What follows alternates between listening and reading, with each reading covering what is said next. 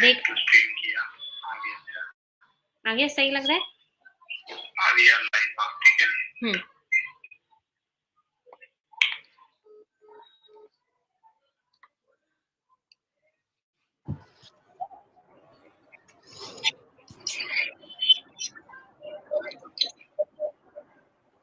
Okay, very good evening to all the participants. I welcome you all to another interesting session of MM series.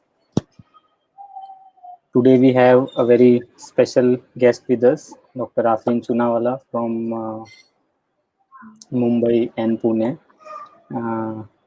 So let us wait for Dr. Gaurang to join us for the session. Before that, for new participants who are joining us for the first time, I would like to tell you about the two books written by Dr. Gaurang. One is Decoding Mental Rubrics, which is based on the mind rubrics, detailed explaining and understanding of mind rubrics from different repertories, mostly Kent repertory. So I think whoever is having difficulty or who want to use mind's chapter of repertory in depth, I think this is a must have book for you all. And the second book is on Nosodes and Sarcodes. It's a gem kind of book where roughly about 20 to 25 nosodes and roughly 25 sarcodes and about all the bowel nosodes are explained in detail with cases and everything. So I think it's a must book for especially for beginners and practitioners. In cases where we are stuck, we don't know what to do, I think it's a good try. We can give it a try to this new approach. We can make use of nosodes and sarcodes.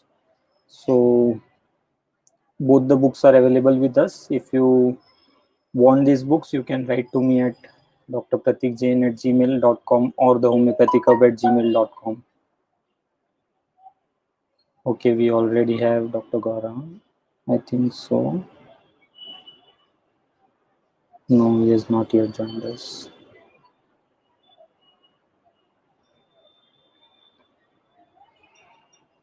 Okay, and also do share your feedbacks about the Nosodes and Sarcodes webinar series. I think it's a amazing webinar series. I already see many of the participants from the MM series. You have joined the Nosodes Sarcodes series. So do share your feedback. How is it going for you all? We already have some fan following of Dr. Aafreen. They are waiting for your session.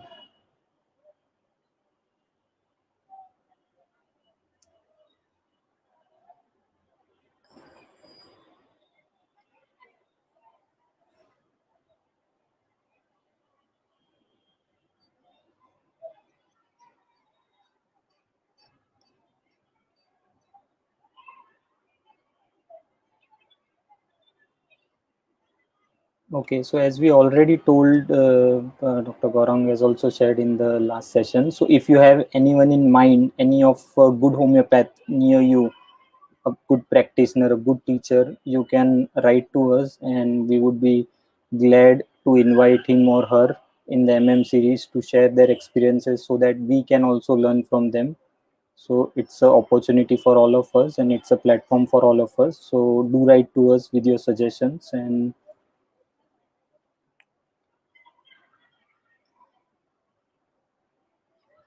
yeah.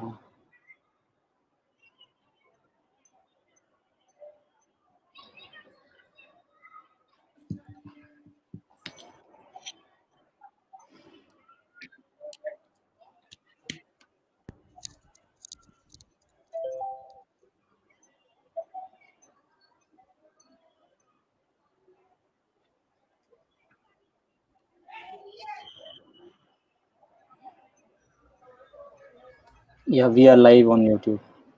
Okay.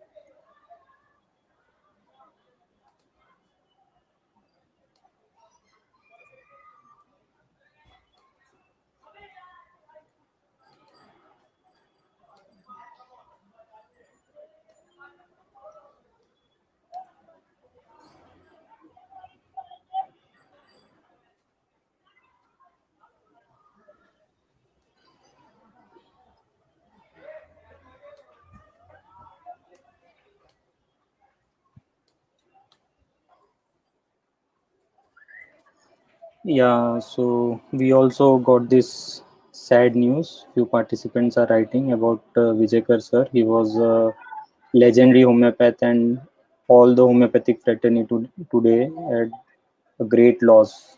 Great legend has passed. So, yeah,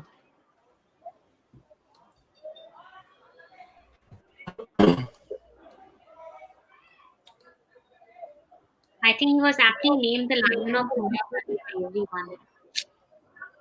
yeah, true.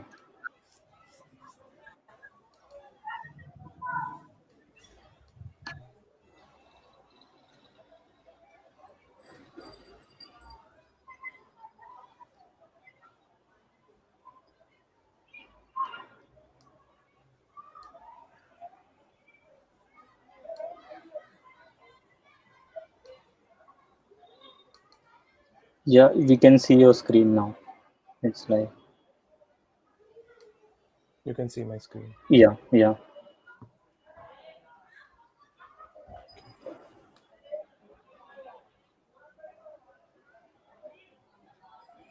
Okay, so Pratik and Aafreen has joined us.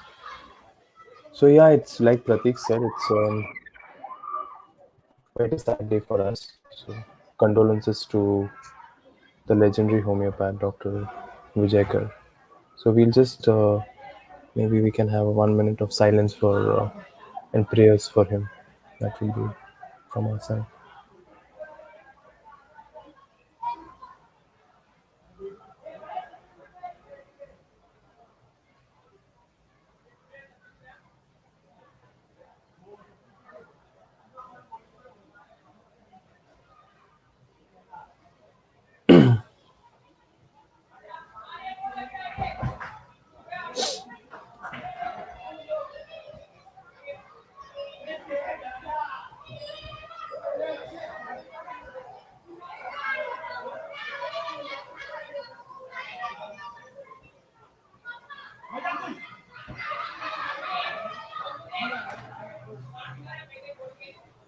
So yeah, wherever he is, our prayers are there with him, and one of the greatest legends of homeopathy in the last few years, Dr. Vijayakar.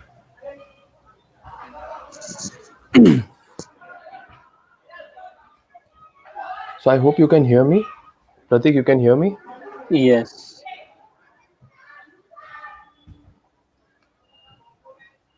Hello? yes, I can hear you. You are able to hear me. Okay, Yes. perfect.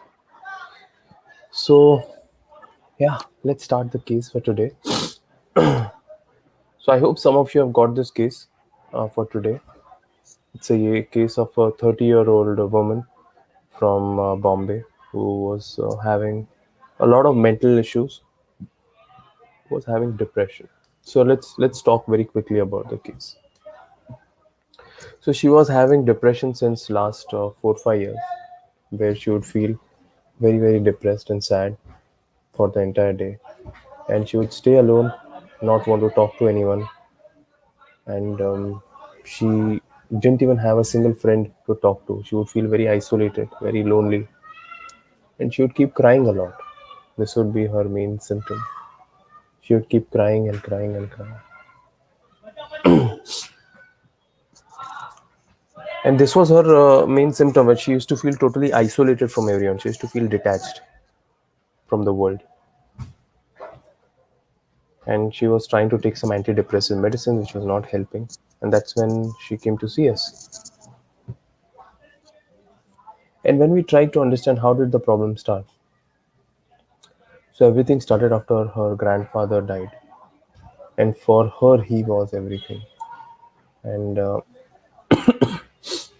for her, sharing him with anyone also was a very big thing, because for her, her grandfather and father were almost the world. She couldn't imagine the world other than her grandfather and father. And when he died, I asked her, "What was your feeling?" She said, "I felt totally alone. I felt no one to support me. I would be blaming myself for the death of my grandfather. I was almost in his aura only. I miss him a lot. I cannot take the separation of any of my loved ones, and especially the loved one like my grandfather. It is very tough for me to spend my life without my grandfather. So this sense of strong sensitivity I have towards this situation, to try to understand his her basic nature. And she says she was always very talkative personality, and although she is more of a homely person, she likes to be at home majorly. Doesn't like the crowd too much, and always very studious by nature. She likes to wear light color clothes. No one should give too much of attention to her. But if she goes to a party, to a social gathering, she likes attention. Attention is something that she likes a lot. She cannot bear noise because slightest noise can irritate her a lot. She remains very confused, and she feels she doesn't understand or analyze anything about life anymore. She feels very confused in general. If people don't listen to her, she feels people have negative thoughts about her, and that people don't will not accept her. She feels isolated. She feels isolated from people. She doesn't feel part of the world. She doesn't feel part of the society. She feels very isolated, like detached from the world, like I'm not part of the world, as if there is a division between her and the world.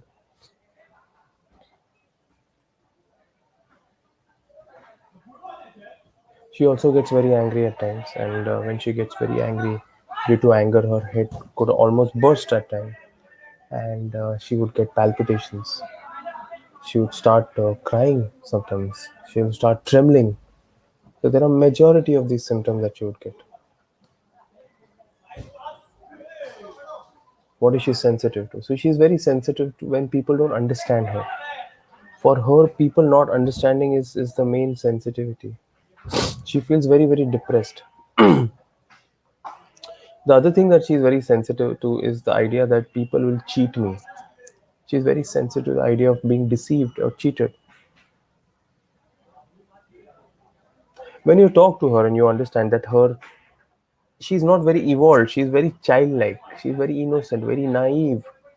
Her way of talking is very childish, and she talks a lot, and she talks so much, and then after talking a lot she feels very exhausted and tired.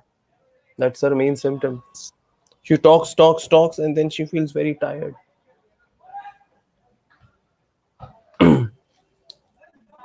Then I asked her, can you tell me what is the most stressful situation in your life? And she says that she was in a relation with some person whom she had never met, and he was married. So she fell in love with a guy who was married, and she felt so much affected by that because she couldn't get detached from him, because he was very she got emotionally involved with him. And then after that she felt very isolated. This feeling of kind of being isolated was her main sensitivity. She felt as if broken into pieces when this situation happened, and she cried a lot, and very much affected by the idea of separation from him at that point. Here, when I understand the person's basic nature and how the situations and different areas have affected, a very important situation that you should know if you want to treat a case of a kind of patterns of mental health is you have to go into childhood, because childhood is a very important area to understand the person's basic state. It will give you a very pure state of who he is as a person. So in childhood, she was very quiet, very introvert. Although she was very close to her father and grandfather, and she used to feel little unloved, even though they used to love her a lot. So there was a seed of being unloved during that time, and she was very sensitive to being detached from her loved one. So if the person, even the person whom she loves a lot, leaves, she would keep longing for him. She would keep thinking of him. Oh, why is he left me? Oh, what is happening? Why is he left me? What should I do? She requires a lot of attention. So she's very attention seeking.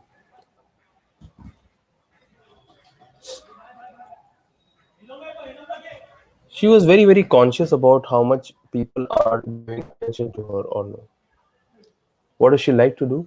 She likes poetry, writing, drawing. She likes talking a lot. She talks, talks, talks. So even during the case, she spoke and spoke and spoke.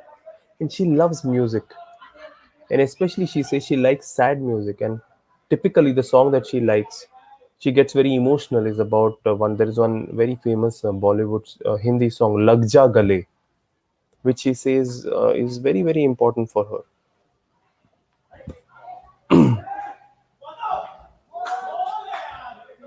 She feels very thirsty at night, and she loves ice cream and cold drinks. She sweats a lot, typically on upper lip, and in sleep she likes to sleep on the abdomen. Dreams. One of the dreams she gets is she's trying to reach somewhere, but she is unable to reach. She feels very, very disappointed. She feels sad. Another dream she gets is she's fighting with someone, and something like that.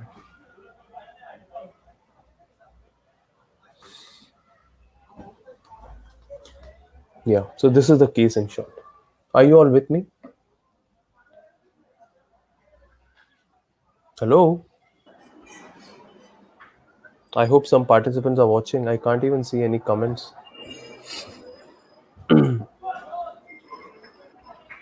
I hope some of you got the case to solve beforehand.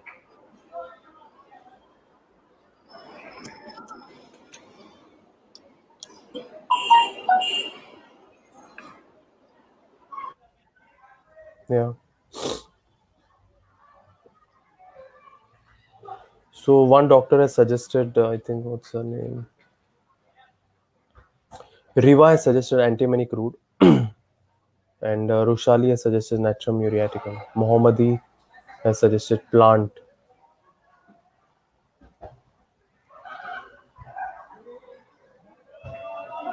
And Vipul has suggested Strontiana carb.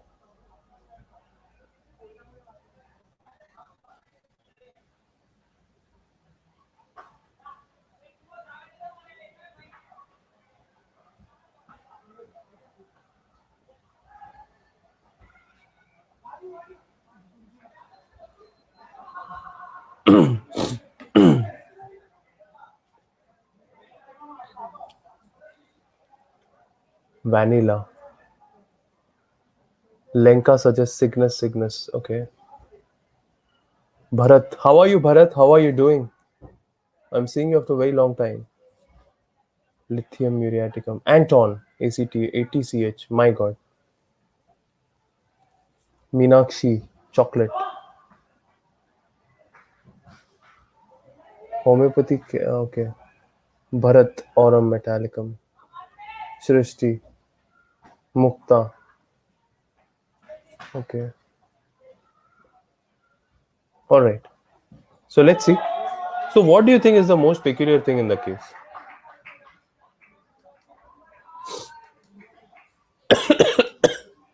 Let's see if I can try to show you in the PPT.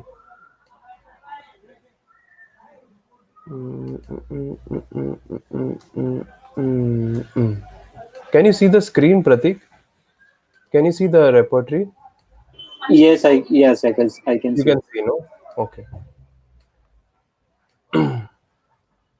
So let's see. What are the main things in the case? And there are many things which you will see in the case. Yes. One of the main things in the case is of feeling of being totally forsaken. That's a very strong feeling for her. You agree or no? Yeah. The another feeling for her is the feeling that she's very, very detached. The feeling that there is a division between her and the world. So there is another rubric. Let's see. Division between her and others. Can you see this? Division between himself and others. Very important rubric.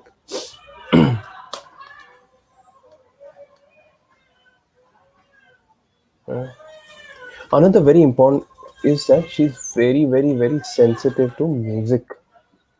Very sensitive to music. And finally, and there are many more symptoms. She's very, very talkative. Very, very talkative. Almost childish, childlike. है ना? Childish behavior. But what is the peculiarity about talkativeness? She talks and talks and talks and talks, and then what happens? There's an interesting symptom. Okay, let's have a look. She talks and talks, and then she feels exhausted. So there is a very interesting rubric. Have a look. Loquacity until exhausted, and it has a single remedy. Yes, this is natrum carb. And now, when you look at the repertory sheet, have a look. We are talking about natrum carb.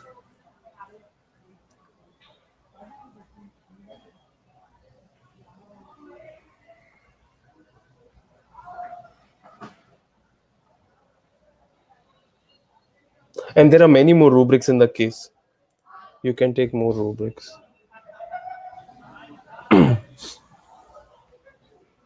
But this is a very important feeling of natrum carb. And this Lagja Gale is also, coming in Rag Yaman, which Dr. Sankaran had proved. Natrum Carb. One of the rags that came up was Rag Yaman, and that is of a feeling of being separated, like a child being separated from the mother's breast, something like that, or longing for a partner, longing for that partner. So there are many songs in Rag Yaman. One of the songs is Abhi na jao chhod ke, Abhi na jao chhod ke dil abhi bhara nahi. This also shows a sensitivity towards the idea of separation.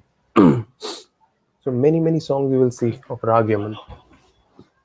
You can read a little bit about it in Soul of Remedy, a beautiful book that you should read. Let's come back. So what did I do? I gave natrum carb 200 2 times a day for 2 days. That's it, nothing else. And yeah, just within 30 days, her state of mind really improved a lot. She improved by almost 60%. She started working, her headache improved. She felt this is like magic, and she cried a lot, and then she felt so much better. She didn't require any allopathic medicines after that, and she feel a very controlled state after that. Her state of mind and everything remarkably improved. So it gives me an opportunity to give you a little bit of idea about natrum carbonicum. So as you know, natrum carbonicum is here it is. We'll talk about it. So as you know, natrum carb is here. So natrum belongs to the third row of the periodic table, and carbon is into row 2.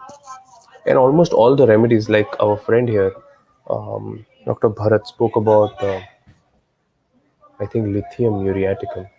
So lithium comes very close to carbon, no? That's why he probably got confused. But the lithium, the evolution is even more naive. They are much more naive than natrum carb. In natrum carb, ego is more developed than lithium carb. So the idea of natrum carb is the idea of someone where a person is very emotionally attached, um, where they need a lot of support, care, love, nutrition, but are also sensitive to the idea of separation. One of the main rubrics of natrum carb is division between himself and other. This is a very important theme. The feeling as if they feel totally isolated, they feel detached. This is very important theme of natrum carb. And they often feel a very emotionally attached to people who they were once close to. So very often they will see dreams of dead people, of their acquaintances, of friends, of relatives, very close to them. And one of the very important thing you'll see in natrum carb is dreams of unsuccessful efforts. They are trying, they are unable to. This is very important for natrum carb. Also, the dreams, there are many dreams in natrum carb. Natrum carb is one of the lesser used remedy in today's times, and we kind of miss prescribing this remedy more often than not. So dreams of funerals procession of also natrum carb.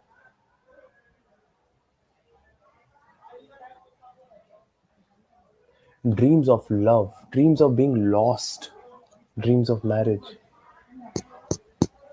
The feeling of being lost is very important in natrum carb. Also, there in magnesiums. But the dreams of a kind of a love that they once had, but now it's not there, is very strong in natrum carb. There's a very interesting dream in natrum carb. Dreams of wedding two women. You can understand the conflict that this person will be having. And dreams of fighting with robbers. This is also another very, very important theme. They can be very, very talkative. In fact, they want to be magnetized. They want a lot of support, a lot of care, a lot of affection, mesmerism. They desire that. They want that. And they are very, very, very sensitive to the idea of music. If they hear music, they just can't take it. They get very, very emotionally affected. Somewhere in their life, they are very, very sensitive to someone. So they have an aversion towards certain person who may have affected them a lot. And this is a very important rubric for natrums, ammoniums, and even calcareas. Meenakshi, how is it different to chocolate? Meenakshi, the remedy chocolate is a different kind of remedy. One of the very important rubrics of chocolate. Chocolate belongs to the family of malvales, where the idea is of extreme of love, of attachment, and then detachment. So it is a plant remedy. So there is a lot of sensitivity at a deeper level. While in our this case, the idea here was of, if you study in detail, was of being very, very unloved and totally feeling isolated. This is more this kind of detached feeling. There is a very interesting word that let me see, Sholton has used. I'll try to. There is a kind of withdrawal, graceful withdrawal that about natrum carb that Sholton has written, which I find very interesting. This is a very important theme of natrum carb. And also, Meenakshi, I also look at rubrics. So there is a lot of rubrics which I showed you, like loquacity and then falling exhausted. This is only natrum carb. And you can see a lot of qualities of natrum and carbon. So this is how I differentiate. And the chocolate, the idea is, I'll give you an idea. One of the main rubrics of chocolate, and maybe I can just show you. Okay. One of the main rubrics of chocolate, which I will try to show you.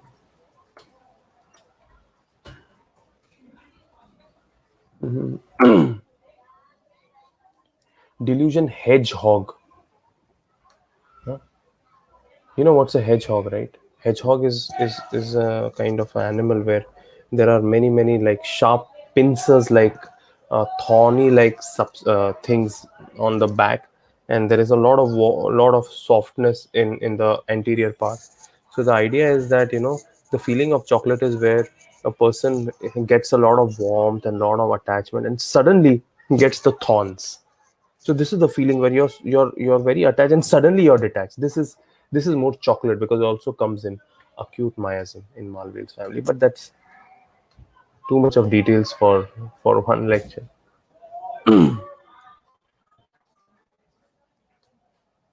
So yeah, I was talking to you about natrum carb. Persistent thoughts, they are, being natrum, they are people who are very big brooders. So natrum carb, there is more sensitivity about one-to-one level relationship, where they are very, very dependent on a relationship, and then when it doesn't work out, there is a fear, there is isolation, and there's very important rubric, delusion, division between himself and others. Remember this. Also, Sholton has written a very interesting thing. They feel internally very rejected by society. Very interesting. And they feel that they are nothing, they are not worth it, they are not worthwhile. Berard Komal writes, difference between natrum, you have to differentiate the muriaticum and carbonicum element. Yeah. Interestingly, carbon, Sholton writes, it signifies a kind of father-like figure. Missing a father-like figure in a person's life. And even in our case here, you saw the sensitivity towards father and grandfather. And muriaticum is more mother-like element, and there is a lot of care, love, nutrition that comes, which is a more motherly phenomenon. The other thing is in natrum carb, there is more naivety, and there is more the idea of carbon, where they are not very evolved, and they are still very naive and not evolved potentially. While natrum muriaticum is the main feeling is of being betrayed, cheated, and then they want to push them away. The main idea of muriaticum is pushing away a person who has broken your heart. While in natrum carb, the idea is they feel that they have been isolated. So there's a little difference, a very kind of subtle difference. Graceful withdrawal is a very interesting word that Sholton has used to explain. The other very important thing is abandoned by father. This is another very important theme about natrum carb by Sholton. Kent has written, there's a state of trepidation, which means trembling. They are tremblers, natrum carb are tremblers. The feeling is slightest noise, slightest slam of the door, slightest something for not, they will tremble. This is very important for almost all natrum, but more for natrum carb. A very important symptom that Kent has written is estrangement from family and friend, aversion to mankind and society, feels great division between himself and them. That's why natrum carb is complementary to CPI. It comes very close. Alex has written so much natrum in C. Yes, natrum comes very close to CPI and C remedies, but typically natrum carb and CPI comes very close to each other. So I suggest all of you to read natrum carb from Clark Dictionary Practical Materia Medica. Read it. You'll learn a lot of things. Um, yes, natrum carb was proved by Hahnemann, Herring, and others. And very nicely, Kent has written: old dyspeptics who are always belching have sour stomach, rheumatism, and they are stoop shoulders and sensitive to cold and slightest draft of air aggravate. So natrum carb is very chilly, while natrum muriaticum is hot. Remember this. Another thing, Dr. Sankaran's writings. Natrum carb is very sensitive, especially to separation from beloved ones and breaking a relationship. When the beloved one is not there, there's a lot of sadness to sad music. They desire to make contact, but they are not able to. So they feel very estranged and they feel very forsaken. This is a very important phenomenon. Hmm?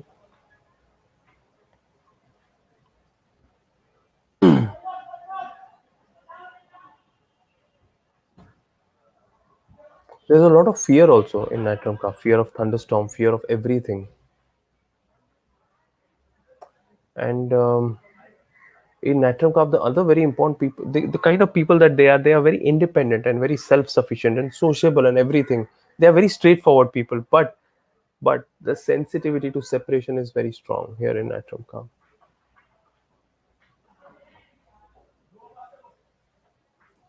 Very chilly.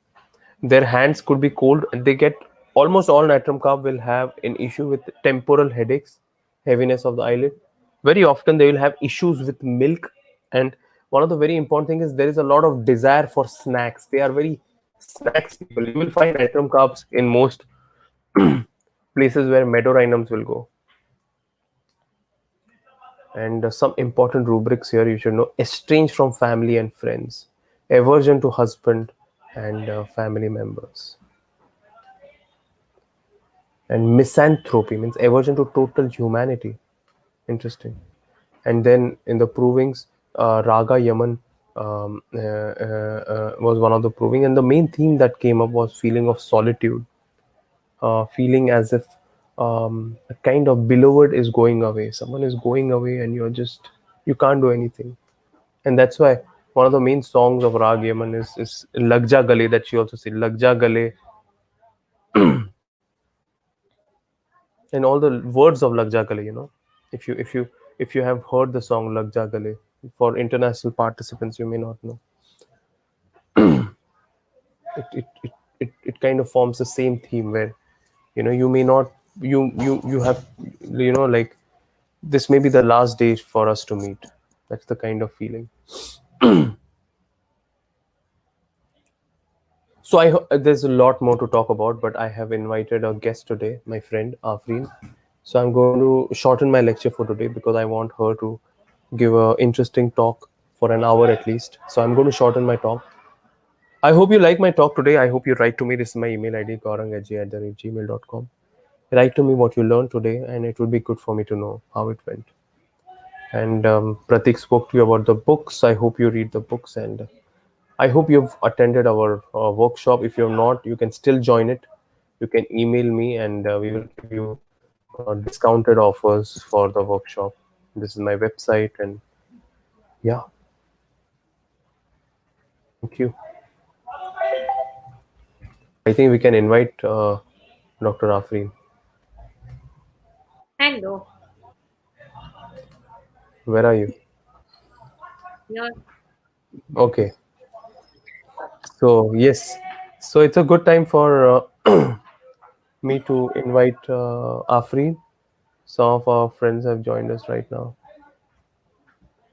Yeah. So Aafreen, how does it feel to finally?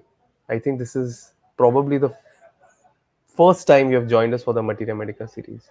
How does it I feel? finally the time arrived for me to come online. Okay.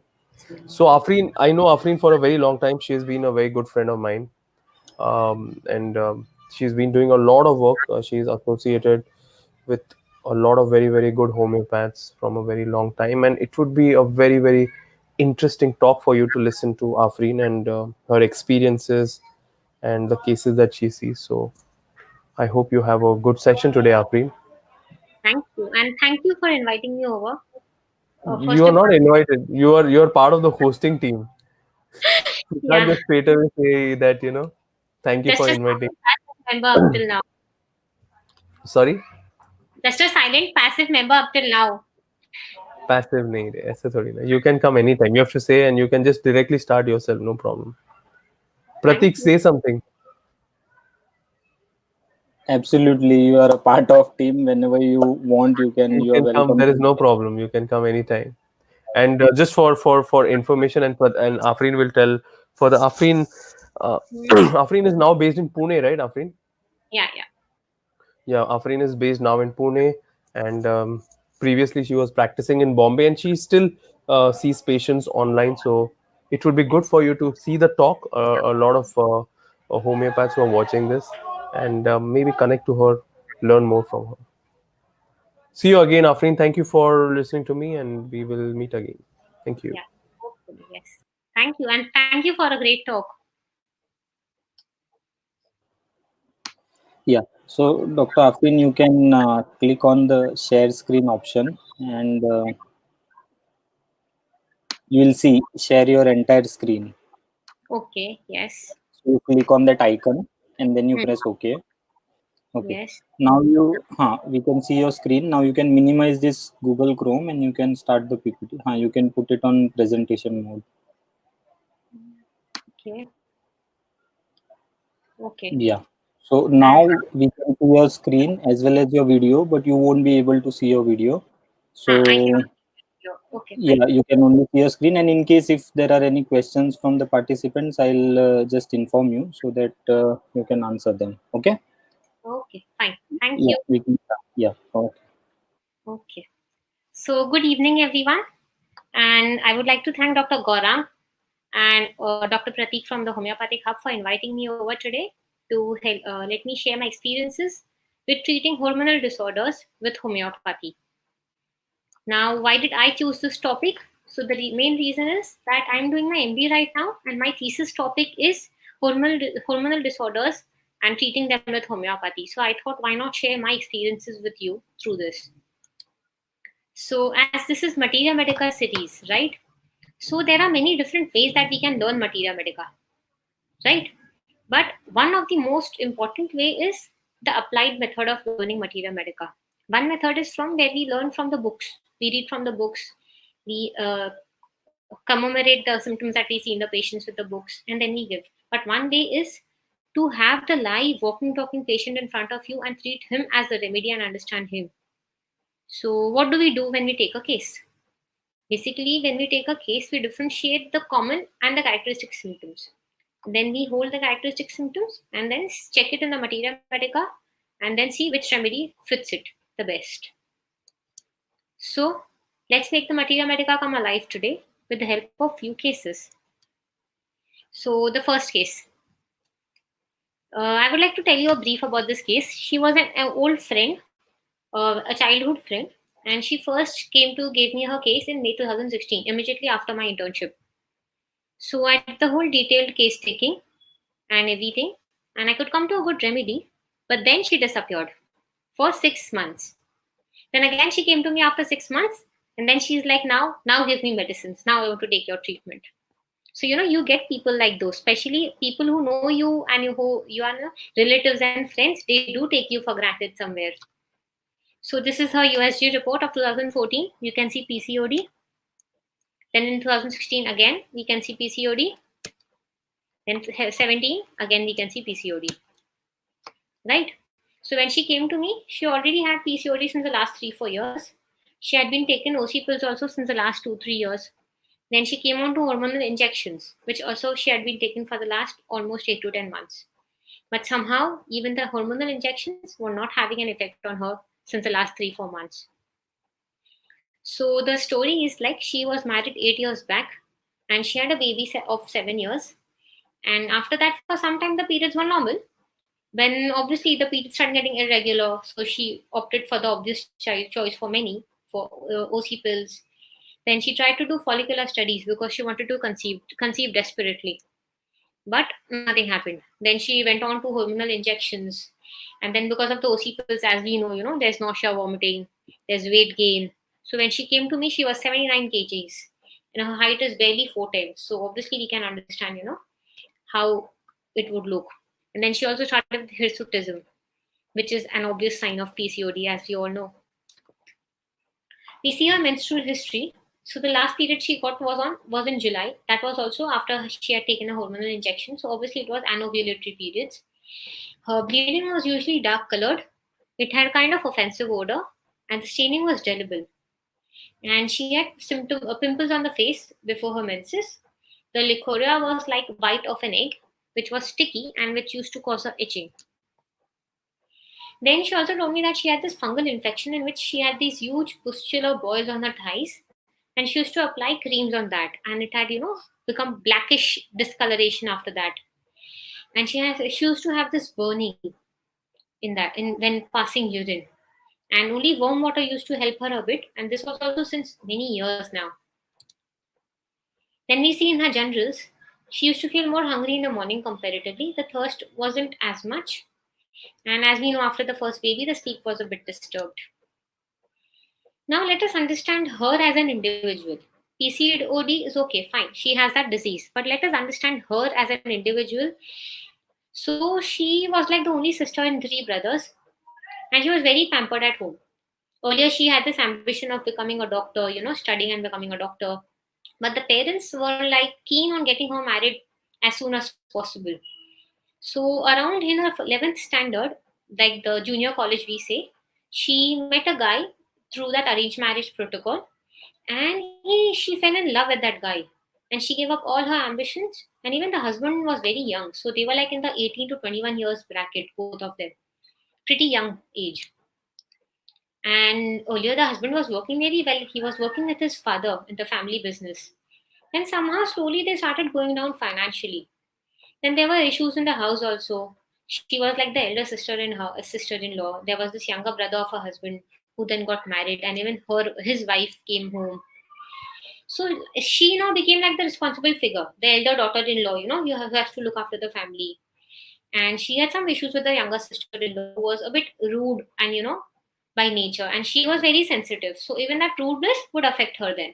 And then she wouldn't answer back, but then she would sit alone and cry. And when she used to cry, she has that suffocation feeling in her chest. And by nature, she used to prefer sitting at home, be comfortable, being like a couch potato. And she loved being a housewife. And since childhood, she was never demanding. She had this unique quirk habit of laughing at the wrong places, or she would just laugh involuntarily anywhere. So, and she was more interested in romantic and comedy movies. And now, though, she was very desperate to have a baby. I want to conceive. And the responsibility that was given to her of the whole house, she somehow didn't want to take it. When I asked her about the most stressful situation, She mentioned that everything aside, the responsibility, the work factor, everything, she was most affected by her husband. Any small tiff or fight between the both of them, and her mood will be off the whole day. Unless the problem or the issue is sorted with the husband, she would be in a very bad, sullen mood, not wanting to talk to anyone, nothing. And she says that nothing else affects me like that. Then we see other situations. Earlier, they were living in a joint family, and the father in law couldn't support. So they had to separate out. And now she and her husband and the kid were on their own. And the husband's earnings started decreasing more. So there were more financial issues. So she started working from home to support the family, like, making chocolates and making cakes and artistic things like packing things and all that. And her disappointment in her husband went on increasing slowly, slowly like this. She used to cry alone and didn't want anyone to console her.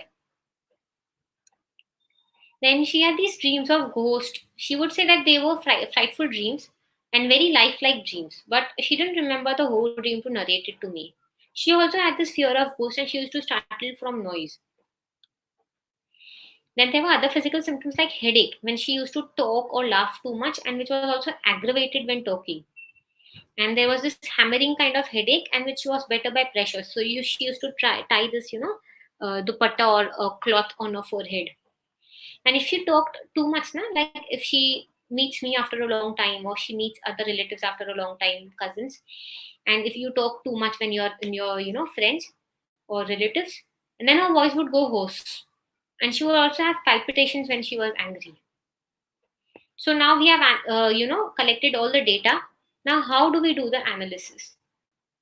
So, being an old friend, obviously there was a bit of prejudice that was there. Means I always thought her to be, Calcaria carb kind of short, stout, fat, and flabby, and couch potato, enjoying romantic and comedy movies and all that. But we have to be true to our science. We have to take the case in as much detail as possible. Be it anyone, be it your parents, be it your relatives, be it your best friend, or be it your any close old friends. So one way of analysis, it is to take the symptoms, put it in the repertory, and we would get some polycrest remedies. And what would we do? We would choose one most obvious remedy from that, and we would give it to the patient. And if somehow it doesn't work within 2 to 4 months, 6 months, we will change the remedy and give another remedy from those polycrest remedies, right? But there is another way of analysis, and this way is to understand the patient as a remedy, as a live walking talking materia medica in front of you. And this way I feel is like the best way, because you understand the patient in depth apart from the symptoms that she has told you, and also you understand the remedy. So you won't miss it the next time it walks into your clinic or your OPD. So in this case, what are the important points? Would you like to share some?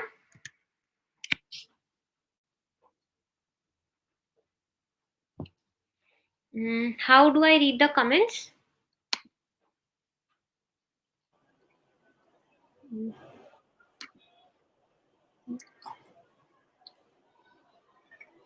I'll tell you if there are any suggestions. I think you can go to the PPT. I can.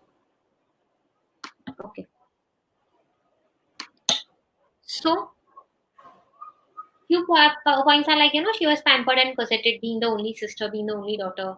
She didn't, she was unable to take the whole responsibility of the joint family. And she loved being at home and being comfortable. Kind of confirms the Calcaria Cup theory that I had, right? But this is where it is, the important part comes in. When you're taking the case, there is this kind of filter that should always be on in your mind. You should understand what the patient is telling you, from that what you have to collect and what you have to take for the analysis. So there was something more to her apart from this, and that was she fell in love at a very, very young age, and she gave up all her ambitions for that. And the husband turned out to be pretty immature and irresponsible. Still, everything pertaining to him affects her too much, right? So now, what does this represent in our MN? Any suggestions? Yeah, I'll tell you, because while streaming it takes little bit time, so we'll have to wait for just a few seconds before we can see the suggestions.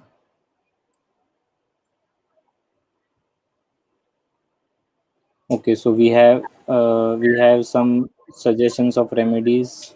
Dr. Srishti says arsenic. Dr. Mohammadi Patel says lycopodium. Okay. Okay, okay.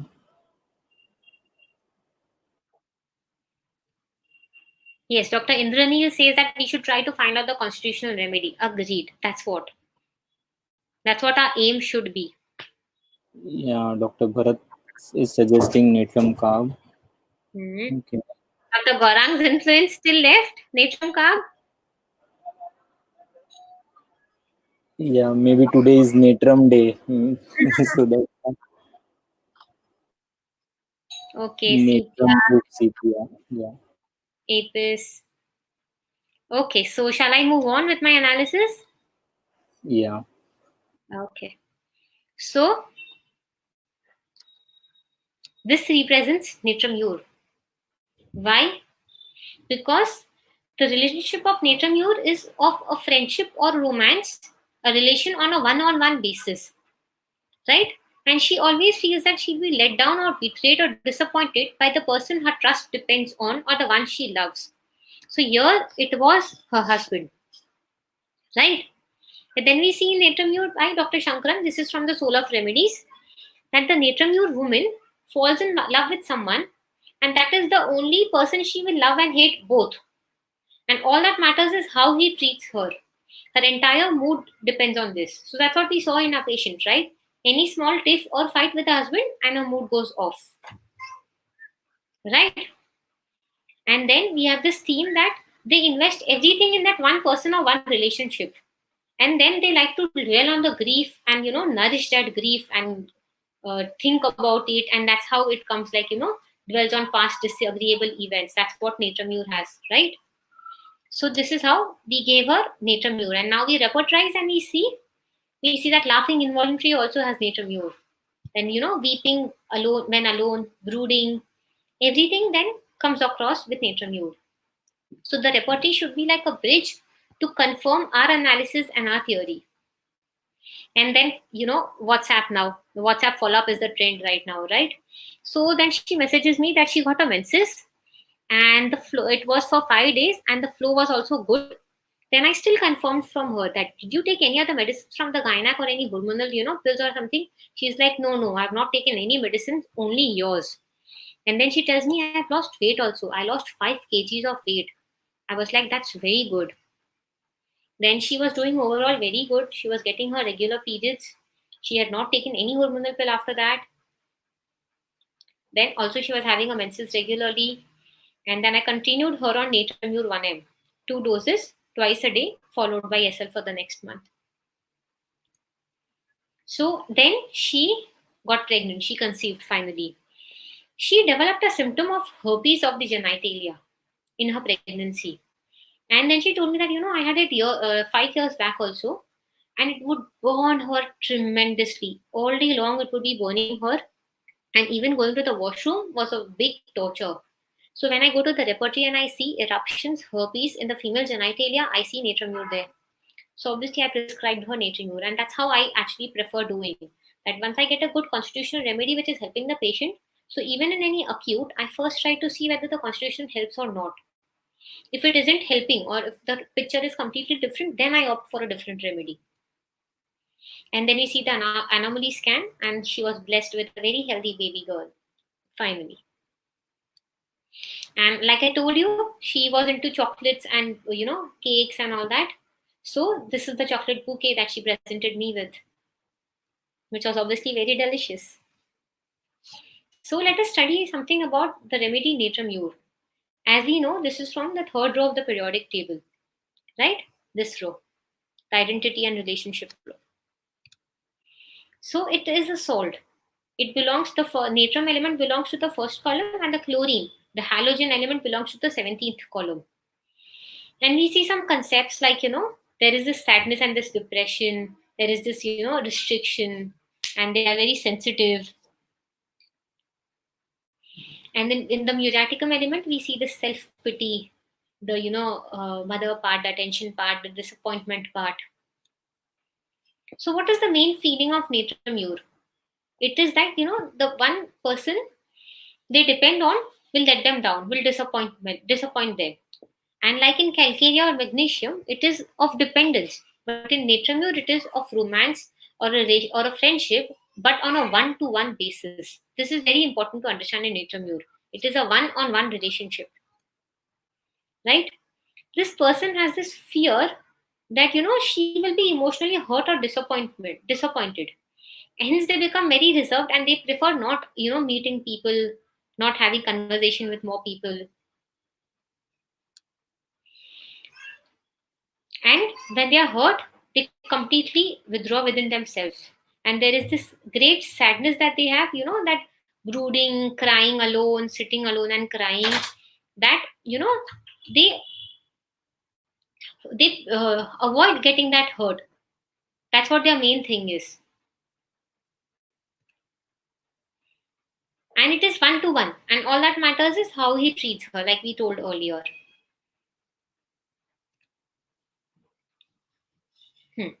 Then there is this one thing in natramure, that introvertedness of Deas, they want to express through art or an organization. So we see in this patient that how she restructured it, and it came out through her chocolates, her bouquets, the packing that she did. That artistic aptitude, it came out through this.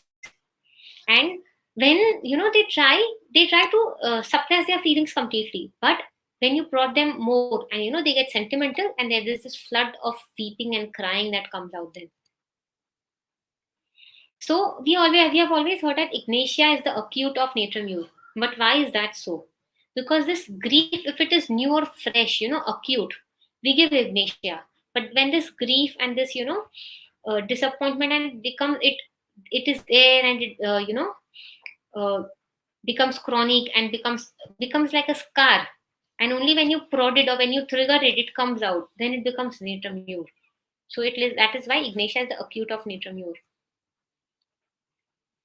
So, any comments, any feedbacks?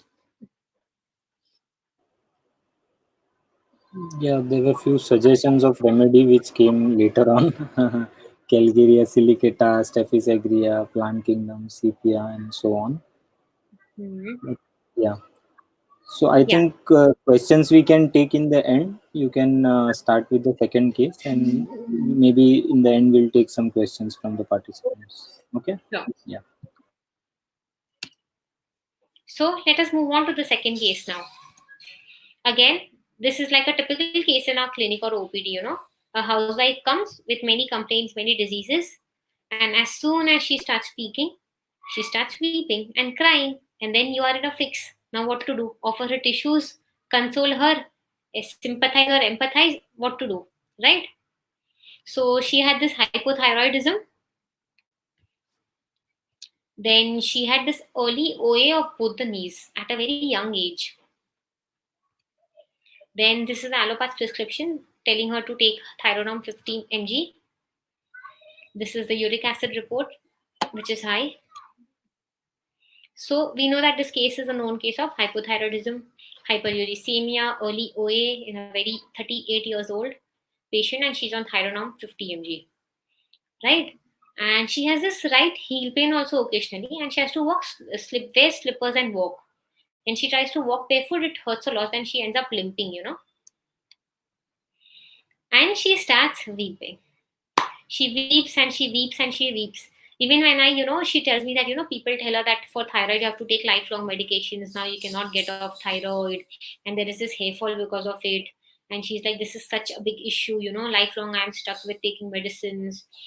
And when I told her, no, with homeopathy can surely help you get off the medicines, and get completely healthy. And then I told her how homeopathy helps a person become healthy from inside. Means we treat the roots. We don't cut the tree. We treat the roots. The cure is from the roots. That's what Dr. Hahnemann also told in aphorism 2, right? Cure is what? Removing and annihilating the disease from its in its entirety, right? We are not just cutting the fruits. Like, what do allopaths do? They give the symptoms and the symptoms should get better, but we don't feel that, right? We treat the disease completely. Once the roots are eradicated, obviously the disease goes off, the tree goes off. So when I told her like this, talking very nicely to her, sweetly to her, and again she starts crying. So, but then she told me that I have hope that I will get better. So now we understand her mind state. She is very, very sensitive, as we all understood. And she tells me that I take things very easily to my heart. Then she tells me that I was very close to my mom, and she was always there for me. You know that ginger garlic paste that we put in food? That also her mom cleaned it and made it for her and gave it to her. And she's like, now she's not there. Actually, her mom has shifted abroad with her younger sister after she got married. So she is in India, obviously. So she misses that part a lot. And she's like, I remember my mom for everything. I know my mom is praying for me, and then again she starts weeping. So obviously, I used up a box of tissues that day. We can all understand from that. And then she tells me that I remember my mom for everything. And she had such a good bonding with her mom that any issue or discussion the mom would first do with her, then tell the other two sisters that they have. Now that she's far, I miss her a lot.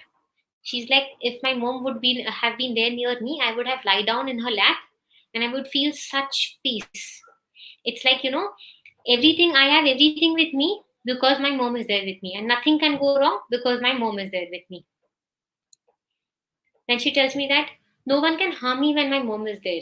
Even my the strongest or the biggest enemy, she cannot harm me. She is like, my savior, my weapon, and the boundary that something is there, and nothing can harm me. She prays and she blows on me, religious stuffs, and I'm also praying for her, and then again she's weeping, and also she will better also after weeping. So we see that she's very, very attached and very emotionally dependent on the mom. And then she tells me like, her dad had remarried someone else and left them, so only their mom brought them up, and she sacrificed her whole life for her three kids. She used to give tuitions to financially support the sisters.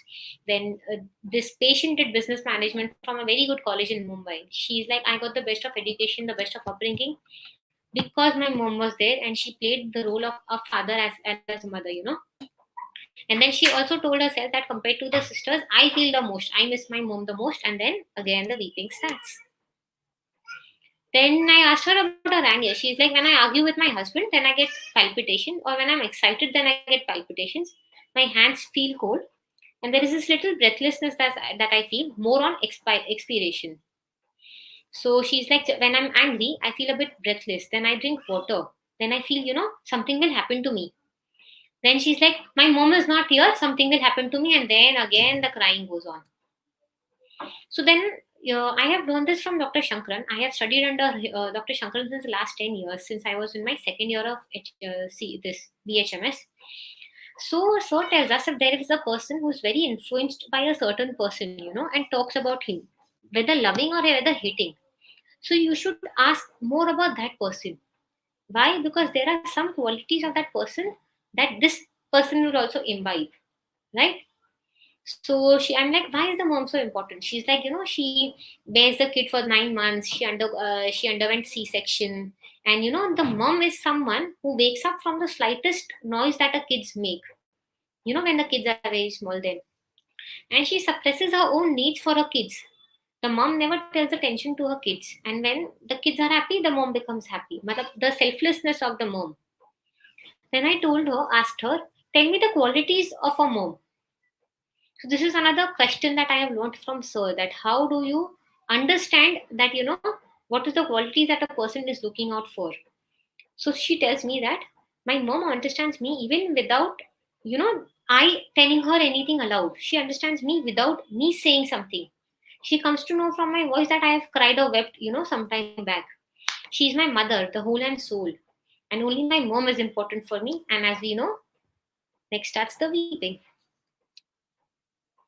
She then tells me again that, when I lie down in her lap, I feel so peaceful. Even after marriage, when she used to get these headaches and migraines, just seeing my mom would make me better. And even after marriage, it was very difficult for her to adjust. She's like, I left my mom and I came here and all that. So when we have this Ramzan, when we do this early morning breakfast at 4 or 5, the mom used to give her breakfast or cornflakes in bed. And she's like, no one will do that for you after your marriage. You are alone, you're on your own. But my mom used to do that for me.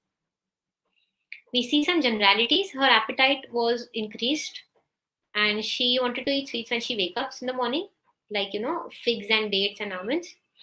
And she was a hot patient, and her weight was increasing pretty rapidly now, obviously because of the thyroid. Then we see that in cravings, there wasn't much cravings as such. Sweets a bit, ice cream a bit, but there was nothing which she craved a lot. Then I mentioned to you about the heel pain. So she got an X-ray done, and there was this calcaneal spur she had since the last 2 3 years, which was obviously very painful. And she had to walk limp, and then she could not never walk barefoot. She had to always wear slippers. Then we told about the early OA, and she had this knee pain, and there is this dryness in the knee joint, and she had to take supplements for it. And she told me that she used to do treadmill on an incline earlier, which maybe was a triggering factor for the early OA. Then the migraines, it happens. It used to happen very frequently for her, any thinking too much, any crying for a mom, any travel or exertion, and then her migraine would start. She would have this pain in the temples, and she would want to rub it or tie it with the dupatta or with a cloth, and she had to take painkillers earlier. And again, she's like, my mom used to press my head, so I want someone to press my head. She didn't have any associated nausea, vomiting with the headache. Then I asked her about her fears. So she's like, she was more towards the religious side, and she's like, how will I face God? I'm not prepared for it. Means I do so many sins, but still God doesn't let us down. He never gets angry on us. If it would have been any human being in that place, how would that human being have insulted us? But when people say it directly on your face, now I feel very bad, because whatever I do it with an open heart. I don't do it because someone has done something for me. I'll do it very sincerely with an open heart, and I don't like hypocrisy also. Then we understood the nature, sensitive, emotional, very helpful. She'll go out of the way to help people, even for the neighbors. If someone is in the hospital, she will be ready to stay the nights there, because people obviously avoid staying nights. They'll go in the day and come back. But she's like, no, I get tired but I feel very happy from inside after helping people. And then she tells me, I want to be with my husband. Being with my husband is like out of the world. And small things happen to me, matter more to me, like her touch, like his touch. I love that more. And then I ask her about the experience of being with the husband. She's like, it's like peaceful.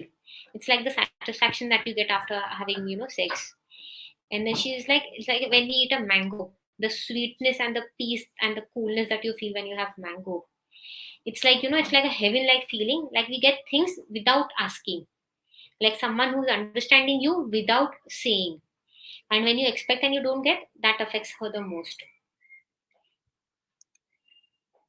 So her menses were scanty since the last 3 to 4 years because of thyroid, and we can read the other symptoms. And it was irregular also.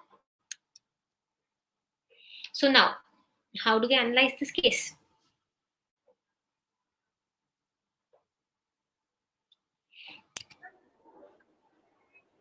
Any suggestions? Yeah, we have few suggestions. Carcinosin. Okay. Dr. L.K. Sharma says some muraticum element. Dr. Srishti is suggesting natrum mure. Dr. Mantasha is suggesting magnesium mure. Okay. Natramure, why? Because the first case was natramure, so again natramure. That's why. So I think that is the probability. If the first one was natrum mure, this will be this won't be natrum mure. Today is Okay. like natramure. Okay, so Dr. Mohammadi says magnesium mure. Okay, few more suggestions. Lack. Okay, Dr. Gauri says lack remedies. Okay. Very good suggestions. People are obviously learning a lot from the MM series. I can see that now.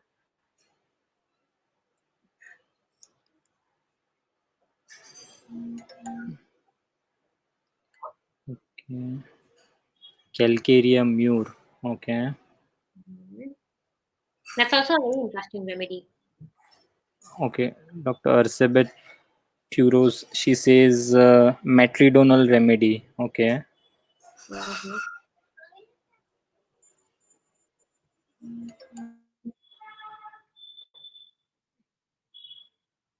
Okay, lac remedy. I think, yeah. So we have many suggestions of netramure, magmure, lac remedies, mineral remedies. Okay, so we can go ahead with the analysis.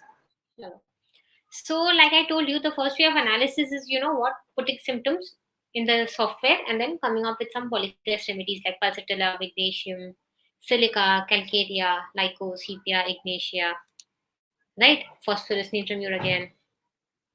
But another way of analysis is, filtering, like I told you earlier. What is it that is very sure about the case? Like there is no two views about it, right? Like it's, this is a very common joke that if in a seminar you show a case, no two homeopaths will come to the same remedy. Why? Because everyone has their own perspective, and they have their own way of analyzing a case. So here now, let us see that what is it that is for sure in the case and everyone agrees with it. So this is how I have learned from Shankran sir that this is how you can analyze cases, and you can be very sure of your prescription then on. It's not like just trial and error basis. Give one, if it's not working, give another. You have to be so sure of a prescription that when the patient comes next time, there is going to be some changes. This is the surety, this is the confidence that I feel everyone should have in their practice. So the most important point was she's very emotional. I think everyone agrees with that. She's very sensitive, she's very yielding, and she's very attached to her mom, right? And what was important was understanding without saying, getting without asking, and the care and the affection that she wanted. She would go out of her way for helping people. Do we all agree that these are the most important points in this case? Any comments, Pratik? Yes. Everyone agreeing with it, or we still have more views? We'll have to wait for a few seconds. Yeah, yeah. I think the participants agree. Oh, great. So this is like, the pointer has hit the bull's-eye finally. So where do we see this in a Materia Medica? It is the magnesium theme. The magnesium theme of infantile dependence and this forsakenness, that the trust will be betrayed. And where do we see this more? That they depend on their friends, or there is a group of people or someone they depend on and who will care for you everywhere. And they depend so much upon that person that everything is like, they shouldn't let them down. It's like that. And when they are disappointed, they have this delusion of being friendless that we know magnesium for, right? And they are so friendly that they'll go out of their way to care for others, to help people, right? And still they'll feel that I have no friends, and they won't even reveal their emotions to their closest people, even to their spouses. It's very difficult for them to reveal their emotions. Why? Because then that spouse has to be as per that level, that capability. If he's not there, then again they'll feel disappointed. So when we see the follow-up, the knee pain since that she had since so many years, it was comparatively much better. The left knee was there, right knee was better. The heel pain, she was like, it's not there, I can walk without the slippers. Then I reduced the Thyronorm to 25. This is how I believe in tapering allopathic medications. That if it's helping the patient, I taper it slowly, slowly, and then I stop it. Then now this time she was reading about her kid because he was, I think, in the 10th standard and he was not studying properly. And that weeping for the mom, oh, finally it reduced a lot. She like barely cried for 5 minutes this time in the follow up compared to the 45 minutes last time. My tissue box got saved, I guess. Then after a few months, again the follow up, the knee pain was much better. There was this pain when she was, she used to stand from sitting, and the heel pains were better. There were no migraines. The menses were regular. Then I asked her to stop the Thyronorm, and obviously continued her on Magnure 1M, 2 doses for 2 days, followed by SL for the next month. We see her thyroid profile. The levels came down to normal. The uric acid came down to normal. And again, now WhatsApp follow up. How can you miss that trend, right? She's like, I'm feeling much better. So now let us study about the remedy magnesium muriaticum. This is again from the third row of the periodic table. So I think today is like the third row day. Natrium carb, natrium mute, now magnesium mute. Right? So what does this magnesium mute person feel? He feels that he will be let down and disappointed by his friends or the people, he uh, trusts so much, depends so much on. And they are these people na, they are very coped up people, they prefer being busy with themselves or going and helping people. It's like that.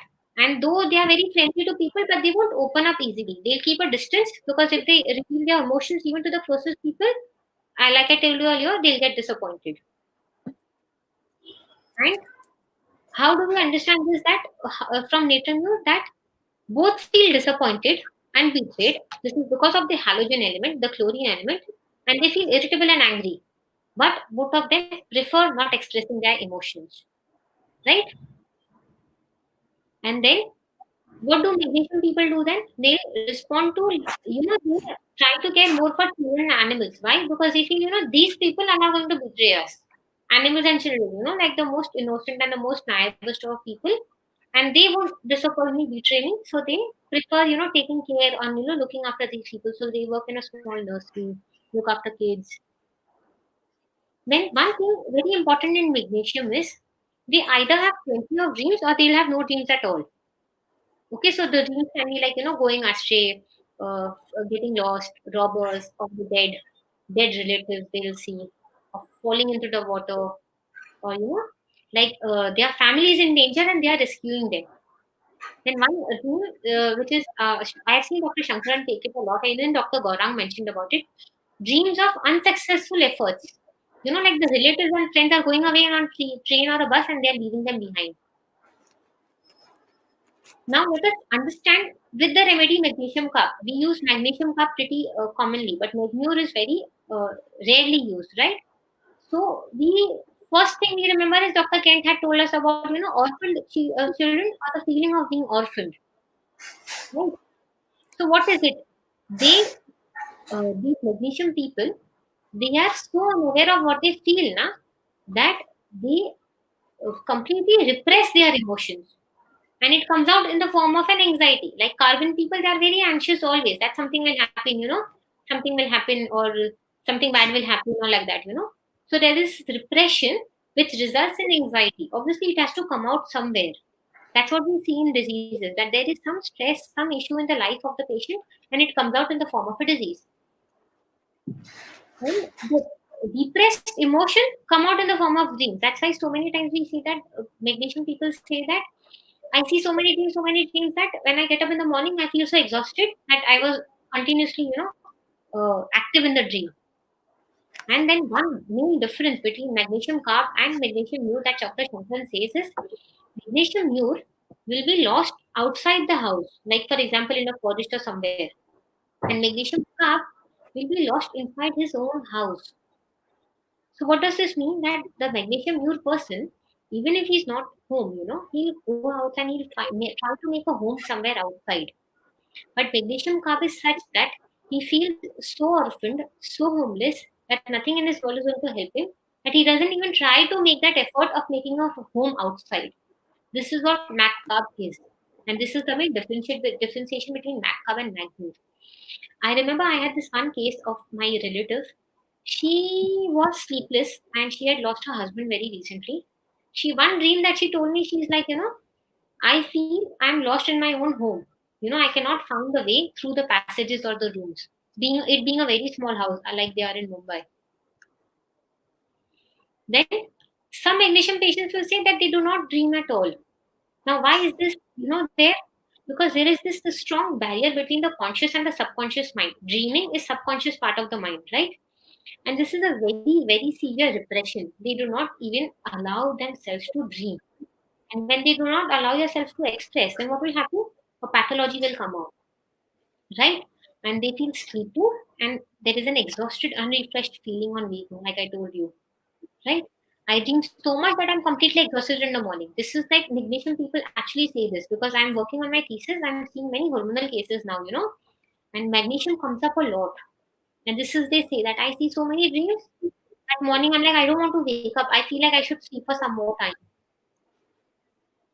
Then it is extremely, Dr. Shankaran says that it's extremely rare that a person should say that, I don't see any dream at all. This is so rare. You tell them to jog their memory, come out with some old dream, something, and they're like, I don't have any dreams. I don't remember any dreams.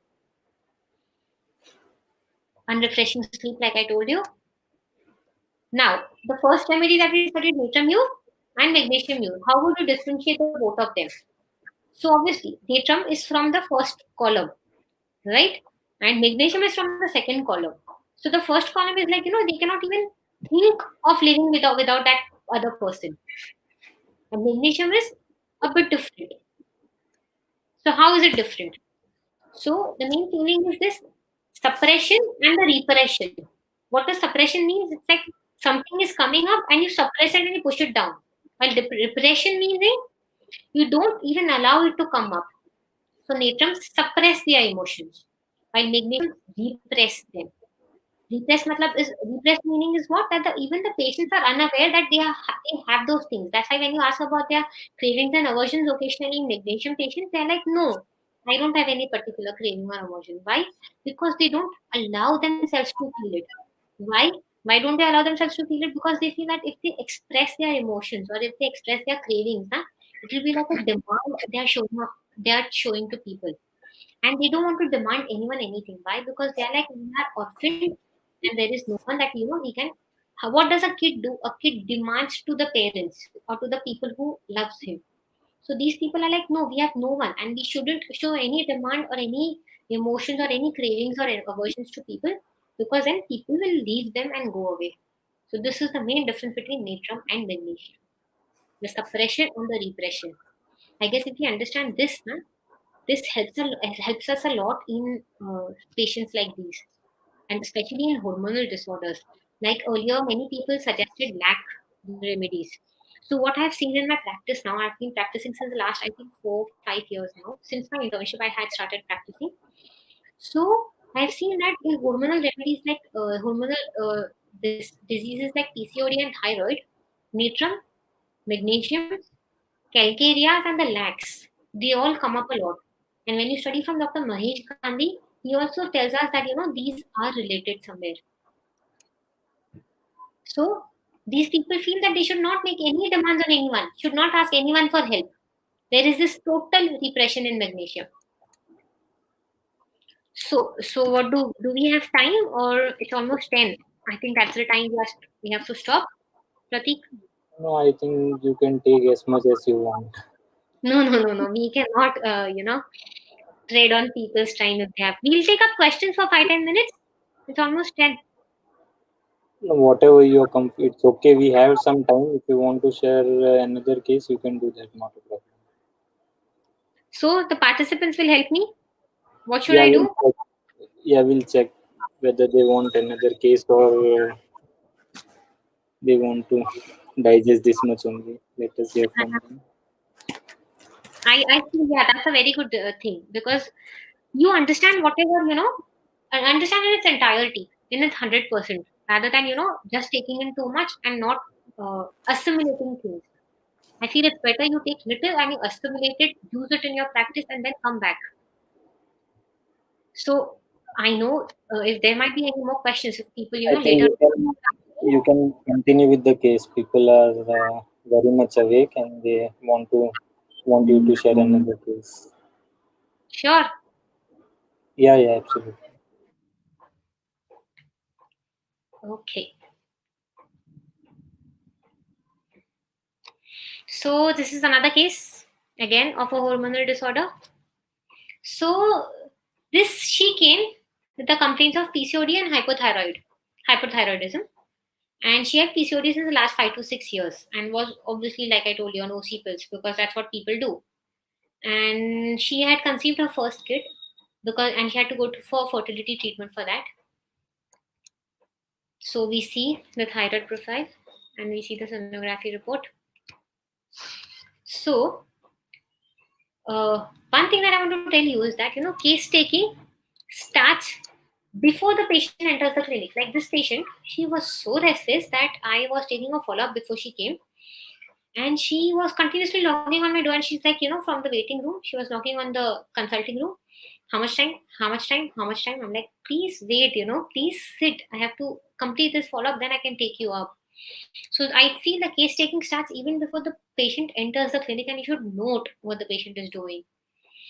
So she had a history of miscarriage 4 days back when she came for a new case, and she also had problems or complications during the earlier pregnancy, and the baby barely weighed like 1.2 kgs. It was a premature delivery.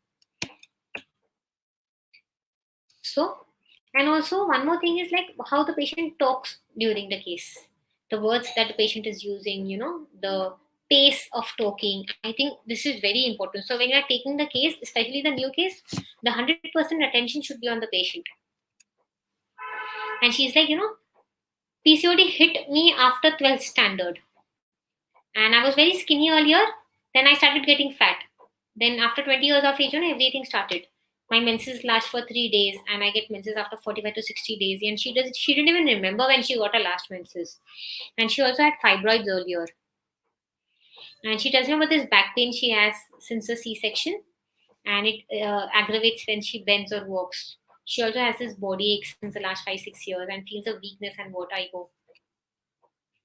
She says that I have OCD. I started dieting when I was 20, when she started getting fat, and I did not eat at all. I used to fast all the time. And then if things are not in proper place, now I get hyper. Like the thing should not go from year to year. I get angry, and then unless that thing is on the proper place, I'll be focused on that. Then she tells me about the headache symptoms that she gets. That it comes on, it gradually increases. It's on the forehead above the eyebrows, and it's like a throbbing kind of pain. And I want to apply pressure in it more. Then she tells me about the vertigo symptoms, that it's like when I think a lot, I get this weakness and exhaustion. I want to lie down, and I feel, and again when I'm trying to rise up, I feel this vertigo. So now the mind state and moods. We can also confirm what we had observed earlier, before she entered, when she's speaking about the other complaints. She was talking very fast when narrating her symptoms. Okay. Then I asked her about this, are you as fast in everything? And she accepted that, yeah, I know I'm very fast in talking, eating, walking, and everything. I'm very fast. And she's like, I want to do more than one thing at one time. And even in that, she is hurrying, and she's like, I want to do this, do this, do this, do this, and do many things together. And one problematic thing was she would hurry herself, but also make others hurry in doing things. Like, she was waiting outside in the consultation room, in the waiting room, and she's making me hurry that, get done with the patient fast and take me. And she would become very irritable and angry, when things would not go her way, when people wouldn't do it fast. And she would feel this trembling all over when angry. And obviously her anger was very fast, and everything should be according to her way and in hurry. And she tells me, no, I'm not dominating or anything like that. And then her fears, she says that, I feel something will happen. I am more of pessimistically, I think that, if this happens, then what will happen? If this happens, then this will happen, I keep on thinking. And even when I wake up, it's because of thoughts, and it's in the tension that, I also don't know what I'm thinking about and what I'm anxious about. There are so many thoughts in my mind. She likes spicy, she likes non-veg, and she likes fish. And she's like, I don't like dieting, but I do dieting. I force myself to do dieting because I won't compromise in anything. And she has this too much hyperacidity. After she has spicy food, she feels bilious, and she has to have something every 2-3 hours, so that this biliousness is better. Fasting gets to her a lot. She cannot tolerate being hungry. There is this offensive odor kind of in her perspiration. And she has this recurrent UTI when she, stops and, doesn't go for urination on time. So the other symptoms was she had this profuse leukorrhea, which was thick yellow itching, and which stiffened the lining. The menses were bright red or dark red occasionally. And she had this, irritability and angriness and stuff, PMS symptoms before the menses. Then she told me some other symptoms, like, when I drink cold water, my tonsils get hit. Like she's like, I like fresh lime soda, but when I drink it, my throat pain starts. So now again we have gathered the data. How do we analyze this case? Any suggestions? Yeah, we have some suggestions already. Dr. Tejaswini says phosphorus. Dr. Mantasha, Dr. Meenakshi says sulfuric acid. Dr. Srishti says arsenic. We have pulsatilla. We have lachesis, arsenic alb again. I think people have a clue over here that we are talking about Thodo today. So why don't you suggest from that directly? Because I told you my Yeah, thesis. mostly mineral. Maybe, yeah, mostly mineral. Third or fourth row. So I'm giving you such a prejudiced hint.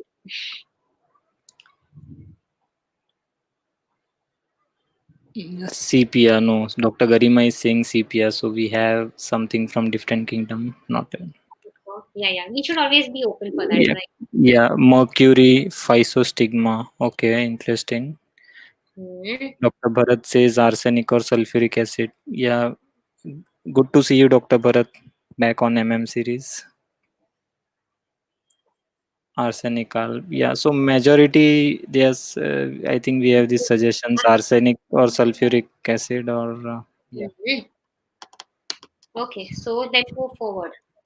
Now, anchor. This is one more technique of case analysis that I've learned from Shankran sir. That whatever you're sure about, make it your anchor. Like the boat has an anchor in the sea, or else what would happen? It would just sway here and there. So that's what happens with us in our case taking. We see some symptoms and we are like, this is sepia. We see some symptoms, this is like nitramure. We see some symptoms, this is like mercury, like someone told, physostigma. So this is what happens, you get prejudiced very easily because you are seeing only one view of it. But if we anchor ourselves on a short symptoms, we are in a much more better position to move forward with the case. So what do we see here? The hurry haste. I think everyone agrees with that. The most important and sure and consistent aspect was her hurry and haste in everything. We saw everywhere, from before her entering the consultation room, to her life, to her occupation, to her walking, eating, everything, right? So when we repertorize and we see sulfuric acid comes out shouting loud, and everybody must hurry because of her. This is one important symptom. Everybody must hurry. And then we read from Fatak's Materia Medica, one of my favorite books of Materia Medica, that must do everything in great hurry, impatient and angry because things move slowly, right? Then that it is hurried in eating, in her movements, and she cannot do things fast enough. Hurried in walking, writing, occupation. And what is the reason behind this hurry? That constant anxiety to finish the work ASAP, as fast as possible. ASAP is like, the lingo that we use nowadays. Everything should be ASAP. Then we see this rubrics given by Dr. Shankaran in his book, Soul of Remedies. Hurry in eating, hurry in mental work, hurry in movements, hurry in occupation, impatience about trifles. And then there is another method is like sectoral totalities. You take parts of it, like the mind symptoms, then you repertorize them. You take the vertigo symptoms and you repertorize those. You take the headache symptoms, you repertorize those. So, and then you take the female symptoms and you repertorize those. So, this, how does this help us? That you are not making a bhelpuri of things, you're not mixing everything together, because sulfuric acid is not a very well proved remedy. So if you take all the symptoms together, sulfuric acid won't come up highly on the repertorization sheet.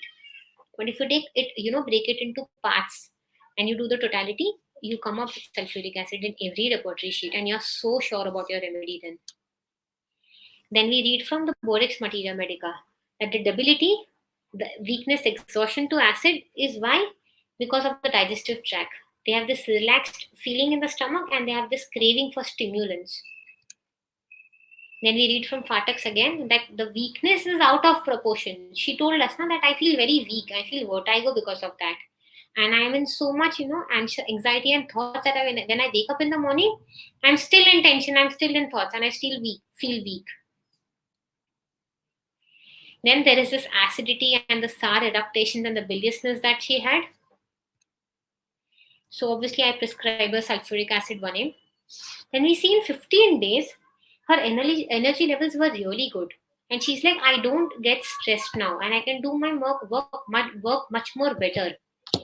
The kid she has, she can concentrate on her more. And she's like, I feel so relaxed in doing my work, I'm getting good sleep. I feel very refreshed when I wake up in the morning. And I feel this coolness and calmness from inside. I don't know why, but I am feeling relaxed somehow. And she had a headache once, so I'd given her SOS. That is SOS is sulfuric acid 1 mg. And she's like, no, there are no troubling thoughts also, and even the headache got better with SOS. I didn't take any allopathy, nothing. There was no acidity, no backache, no vertigo, no body ache. And in a year, we see that the headache is like a thing of the past, and she's doing completely fine. She lost 9 kgs in 6 months without any rigorous dieting like earlier, that crash diet of not eating at all. She has no acidity, no headaches, no physical complaints, and she also became pregnant for the second time now. And it was completely fine. There were no complications. The pregnancy was going very smoothly, and she was very calm and very relaxed, looking after the first kid also and doing things for the second pregnancy. So we see the thyroid profile. It got normal. And even the sonography, we see the sonography of the obstetrician. So let us understand the remedy, sulfuric acid. So what is an acid basically? Acid is like effort followed by exhaustion, right? Every acid has this, too much effort followed by exhaustion. But in sulfuric acid, it represents the need for that effort to be recognized, to appear good, and to have a position of respect. And when we see that this constant hurriedness and anxiety, and why is it there? Because they want to finish their work as fast as possible. And it is like an exaggerated need to make an effort, and then they get exhausted, and then they get irritable, and then they get this prostration of mind, and then they are discouraged. So Dr. Morrison has written very interesting thing, that by metaphor, it is like a byproduct of today's frantic pace, the culture that we have today. What earlier there were carriages, and people used to take animals and camels and horses for traveling. People used to take days and months to travel from one place to another, and now it's like cars and aeroplanes are there. You reach USA within a couple of hours. So, and cars, they move at 120 kilometers per hour. So this is what our life has become now. We want that instant gratification. We send a message to people on WhatsApp and we want that double tick to come ASAP. We cannot wait. And this is this hurriedness which is there in sulfuric acid, And this is this hurriedness also that has come in our lives now. We, in a way, the millennials, or maybe the older people, are much more calmer, but the millennials, we cannot wait for things. We are so impatient. We need that instant gratification.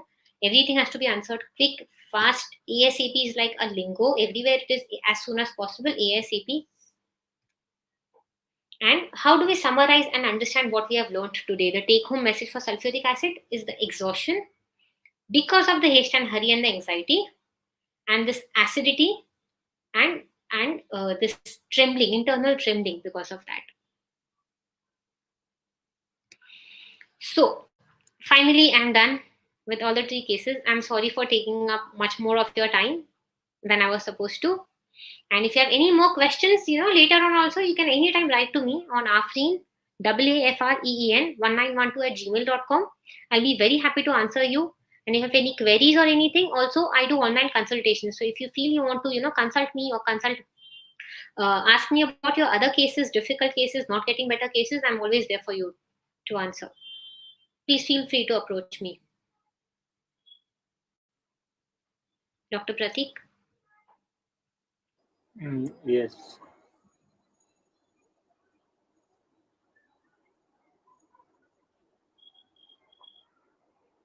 So, do we have time to take questions or what?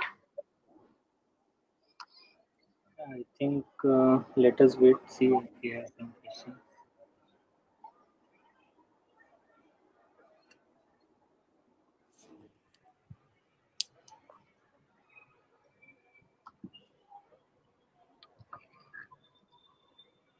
I'm glad you liked it, Dr. Mantasha, Dr. Manjari, Dr. Krupali, Dr. Mohammadi Patel, Dr. L.K. Sharma,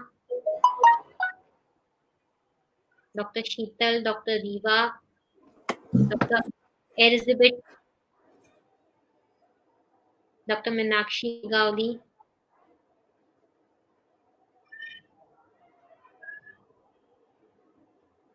Dr. Dave Clement. So for people who want to note down, here's the email ID.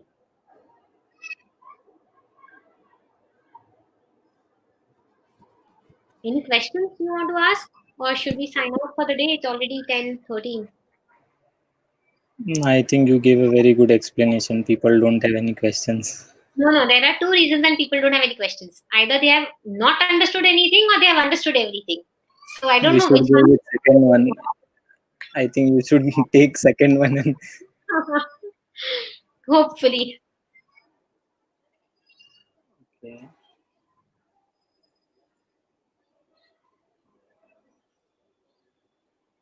What is the query? Yeah, Dr. Shrishti has some query. What rubric should we take in Murphy? We have one rubric, everybody moves too slowly, must hurry. But in this sulfuric acid is not there. In this case, as human, making others do things in hurry. Okay. What? Actually, Dr. Shrishti, I'm not sure what exactly is your question here. In Murphy, maybe in this particular rubric, I guess in hurry haste, you don't have sulfuric acid. No, I but think it's this. like move so slowly. You're the person himself moves fast and makes others move fast. You understand? This is the thing. You don't have to see moves too slowly because there is no slow word in this person's life or dictionary at all. So that's where the problem is. Murphy might not be having that rubric. I saw it in complete repertory earlier. Impatient or hurry, how to take the rubric? It's there in the mind chapter. Hurry, haste.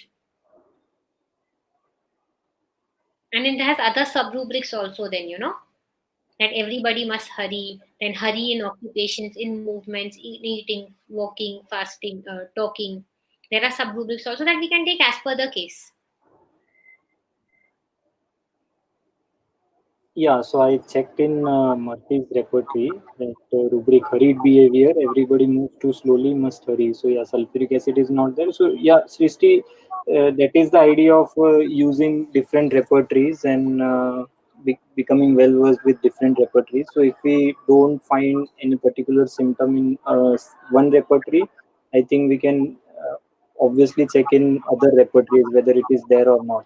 And this one thing, it is like in case we'll have different types of symptoms, we'll get variety of symptoms, so we can anchor with one of the prominent symptoms in the case, and then we have to look into the other areas of the case whether everything is matching, then only we finalize a remedy. So in this case also, I think hurry haste, that was one thing, and all other things in the case as well pointed towards sulfuric acid. So I think. Okay, I am being called out for dinner. Okay, so I think yeah, that was a good session. And And if you please have write any, me on yeah, email even if something is left. I have no problems in answering, but my family is waiting for me for dinner. So I will not if you have, ask more, please. yeah, so if you have any more questions, I think Dr. Aafreen will answer to you in detail. She'll write to you. So whatever queries you have, you write to her on her email ID, and I think she'll help you with those queries. Okay. Okay. Thanks a lot, Dr. Aafreen, for joining us today. Thanks, Dr. And Pratik and Homeopathic Hub. Thank you so much for giving me this, stage to speak and to share my experiences with. yeah, as Dr. Gaurang told earlier, you are a part of our team, so anytime you can join us. And thank you all participants for listening to our talk today. It was a great session, and see you all in the next series next Thursday, 8:30 p.m. Indian Standard Time. Till then, take care. Bye bye. Bye.